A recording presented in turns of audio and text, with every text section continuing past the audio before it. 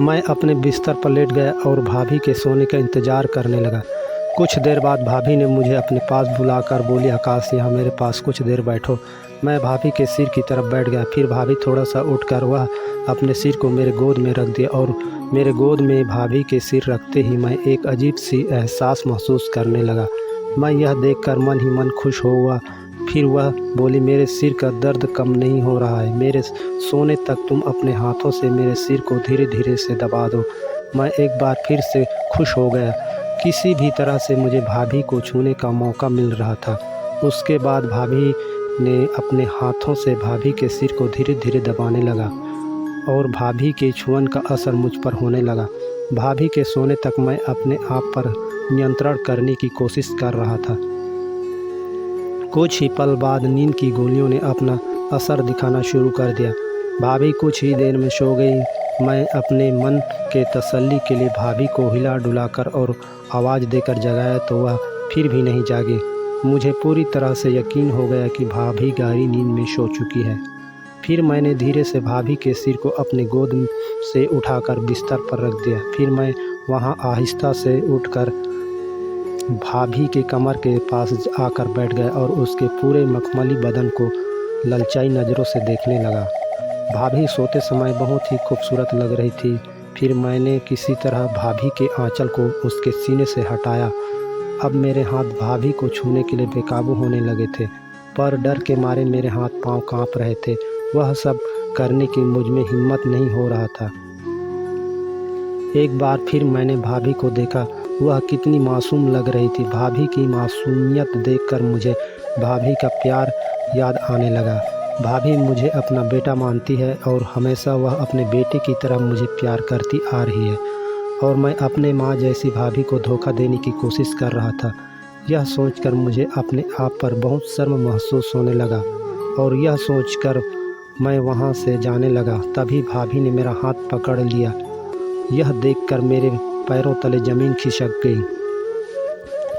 हाय दोस्तों, मेरा नाम आकाश है। यह कहानी बहुत पहले की है। मेरे घर पर भैया, भाभी और मैं, हम 3 ही लोग थे। मेरे भैया का नाम विकास है और भाभी की रागनी। हम लोग एक छोटे से गांव में रहते हैं।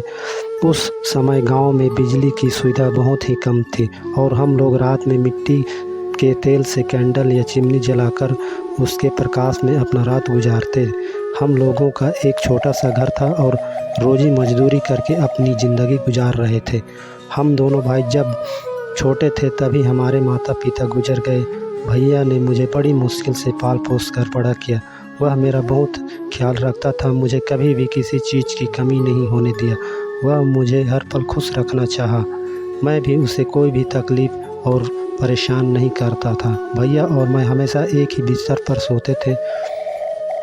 उसने कभी नहीं कहा कि तुम अलग सो जाओ। वह मुझे कभी भी अपने से दूर नहीं किया। वह मुझे बहुत प्यार करता था। जब भैया ने भाभी से शादी करके उसे घर लाए उस समय मैं 10 साल का था। भाभी बहुत ही खूबसूरत थी। उनकी नई ज़िंदगी की पहली रात में उनके प्यार के बीच रोड़ा बना हुआ था। हम तीनों रात में खाना खाकर आपस में कुछ बातें करने लगे। मैं कुछ देर बाद वहाँ से उठकर सोने के लिए कमरे पर आकर खाट में लेटकर उन दोनों की बातें बड़े ध्यान से सुनने लगा। भाभी ने भैया से पूछा, क्या आकाश हमारे ही साथ सोएगा? भैया ने हाँ में जवाब दिया तो भाभी फिर बोली, कम से कम आज की रात तो उसे अपने पास मत सुला। वह हमारे साथ ही रहेगा तो हमारी सुहागरात कैसी होगी? तो उसने भाभी को समझाया, अभी वह बच्चा है, कुछ ही देर बाद सो जाएगा। मैं उसे अपने से अलग नहीं सुला सकता। हम उसे सुलाकर अपनी सुहागरात मना लेंगे।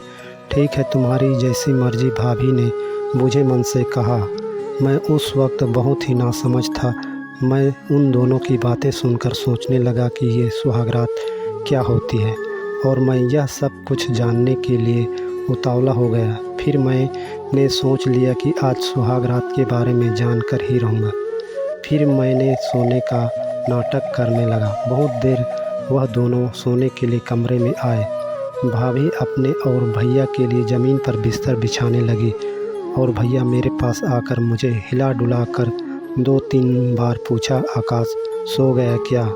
फिर भी मैं चुपचाप बिस्तर पर लेटा रहा। और उसका कोई जवाब नहीं दिया।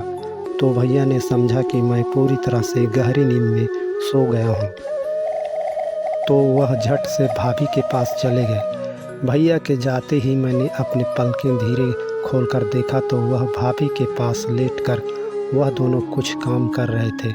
वह दोनों एक दूसरे को बहुत देर तक चूमते रहे। उन दोनों को उस हालत में देखकर मुझे बहुत मज़ा आने लगा, पर मुझे यह समझ में नहीं आ रहा था कि वह दोनों क्या कर रहे हैं, पर जो भी कर रहे थे मुझे बहुत ही अच्छा लग रहा था। अब तक भाभी के मुंह से अजीब सी आवाज़ें निकल रही थी और मैं समझ नहीं पा रहा था कि भाभी ऐसी आवाज़ें क्यों निकाल रही है। अब भैया भाभी के ऊपर लेट गए। वह दोनों उस काम को करने में पूरी तरह से होश खो बैठे थे। उन्हें देखकर मुझ में भी हल्का सा रोमांच बढ़ता जा रहा था। मुझे समझ नहीं आ रहा था कि मुझे क्या हो रहा है। तभी भाभी को अचानक होश आया तो वह भैया को अपने ऊपर से ढकेलती हुई बोली, यह सब करने से पहले कम से कम चिमनी को तो बुझा दिया होता। कहीं आकाश नींद में जागकर हमें इस हालत में देख लेता तो वह हमारे बारे में क्या सोचेगा। यह देखकर मैं अपनी आंखें बंद कर लिया और बिना हिले डुले बिस्तर पर लेटा रहा।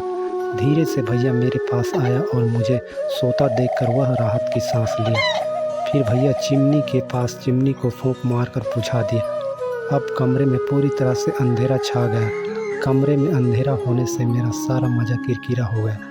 भैया फिर से अपने काम पर लग चुका था। अब मुझे सिर्फ चूड़ियाँ, पायल और भाभी की मदहोश भरी आवाज़ें सुनाई देने लगी। मैं उन आवाज़ों को सुनता रहा जब तक वह मदहोश भरी आवाज़ें आना बंद न हो गई थी। मैं सुबह सोकर उठा तो देखा भाभी घर के काम करने में लगी हुई थी। अब मुझे समझ में आ गया था कि सुहागरात क्या होती है। अब सुहागरात का काम मेरे दिलो दिमाग में बुरी तरह से बस गया। अब मैंने अपने आप से वादा कर लिया कि बड़ा होकर एक दिन भाभी से सुहागरात मना कर ही रहूँगा। भाभी को उस हालत में देखने के बाद भाभी को देखने का मेरा नज़रिया बदल गया। मैं अब अक्सर भाभी को नहाते हुए उसके पूरे बदन को छुप छुप कर देखने लगा, पर भाभी मेरी इस गंदी हरकत से अनजान थी और वह मुझे अपने बेटे जैसे प्यार और दुलार करती थी। पर मेरे दिमाग में भाभी के लिए कुछ और ही चल रहा था। अब उन दोनों को रात में प्यार करते देखना मेरा रोज़ रात का काम बन चुका था। धीरे धीरे इसी तरह समय गुजर रहा था और समय के साथ साथ मैं और मेरा हसरतें बढ़ने लगा था। अब मैं 20 साल का हो चुका था। मुझे अब तक भाभी को कुछ करने का मौका ही नहीं मिला था और मैं मौके की तलाश में रहने लगा। आखिरकार मुझे एक दिन मौका मिल गया। भैया को कुछ काम से हमारे एक रिश्तेदार के यहाँ जाना पड़ा। मैं बहुत खुश था। बहुत सालों से जिस चीज़ के लिए तरस रहा था वह आज रात पूरी होने वाली थी, पर मेरे समझ में नहीं आ रहा था कि मैं उस काम के लिए भाभी को कैसे मनाऊंगा। क्या भाभी मेरी बात मान जाएगी या मना कर देगी। दिन भर मैं इसी कश्मकश में रहा और शाम हो गई। फिर भाभी ने मुझे बुलाकर बोली, आज मेरे सिर में बहुत दर्द हो रही है, ज़रा दुकान जाकर दर्द की गोलियां ले आना। इतना सुनकर मैं पैसे लेकर भाभी के लिए गोलियां लेने के लिए दुकान की तरफ चला गया। चलते चलते मेरे दिमाग में एक उपाय सूझा और मैं खुश हो गया। मैं सिर दर्द की गोलियां लेने के बजाय नींद की गोलियां खरीद कर ले आया और भाभी को देते हुए कहा, इसे खाना खाने के बाद खाकर सो जाना, दर्द जल्दी ही कम हो जाएगा।